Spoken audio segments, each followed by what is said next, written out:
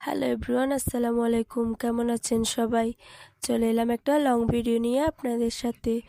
এই যে দেখতে পাচ্ছেন, এখানে আমি মিডিয়া রেডি করছিলাম।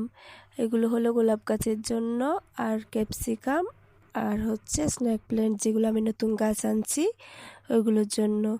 তো আমার কাছে মনে হয় না যে মিডিয়া রেডি করার কোনো নিয়ম আছে নির্দিষ্ট। আপনার কাছে যা যা ইনগ্রিডিয়েন্টস আছে আপনি ওগুলো দিয়ে মিডিয়া রেডি করতে পারেন।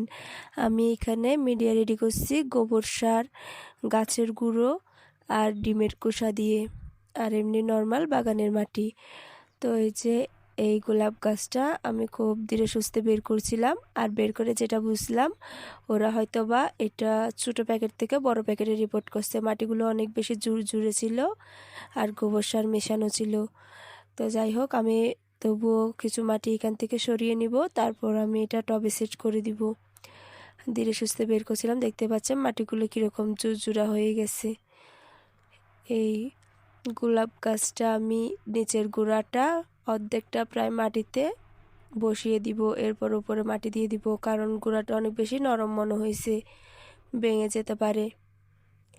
আর আমি হচ্ছে রোজই চিন্তা করি যে বললাম আমি আর গাছ কিনবো না, কিন্তু কি করব, গাছ দেখলো লোভ সামলাইতে পারি না। আমি আগে অনেকগুলো গোলাপ গাছ আনছি, আগে 7টা ছিল, এইটা সহ মিলে 8টা। গোলাপ আমার খুবই পছন্দের, তাই জন্য চেষ্টা করছি সব ভ্যারাইটি রাখার নিজের কাছে।